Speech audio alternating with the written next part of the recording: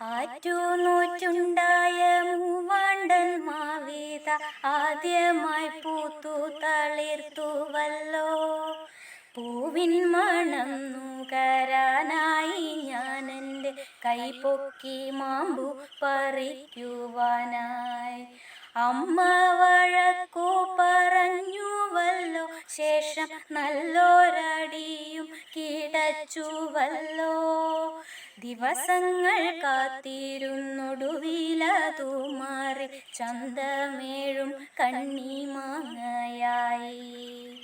ആർത്തിയോടന്നു ഞാൻ കൈനീട്ടിയപ്പോഴേ അരുതരുതെന്നെൻ്റെ അമ്മ ചൊല്ലി. നല്ലൊരു മാങ്ങയാവട്ടെ നിനക്കു ഞാൻ സ്വാദോടെ തിന്നുവാൻ ചെത്തിത്തരാം. ആഴ്ചകൾ പിന്നെയും കാത്തിരുന്നപ്പോഴും ആർത്തി നിയന്ത്രിച്ചു കൊണ്ടിരുന്നു. ചന്തമേഴും പച്ച മാങ്ങയായി മാറി അതു തിന്നാൻ ഞാൻ എൻ്റെ കൈകൾ നീട്ടി. വെക്കമെന്നമ്മ പാഞ്ഞെത്തി പറഞ്ഞിത മാങ്ങ പഴുക്കട്ടെ കാത്തിരിക്കൂ. പിന്നെയും കാത്തിരുന്നൊരുപാടു നാളായി മാങ്ങ പഴുത്തു കഴിഞ്ഞുവല്ലോ. ഓടിക്കിതച്ചു ഞാൻ മാങ്ങ പറിക്കുവാൻ ഒരുപാടു നാളായി കാത്തിരിപ്പൂ.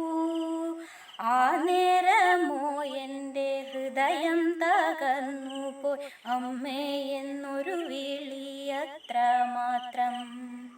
മാമ്പഴത്തിനൊരു ഭാഗമോ കാക്കച്ചി കൊത്തിയിരുന്നു പകുതിയോളം.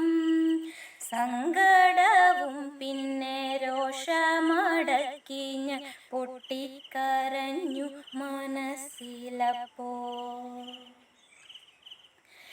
എൻ്റെ മകനെ നീ കണ്ണീർ തുടയ്ക്കൂ, നീയൊരു പൂളു കിട്ടുമീ മാമ്പഴത്തിൽ.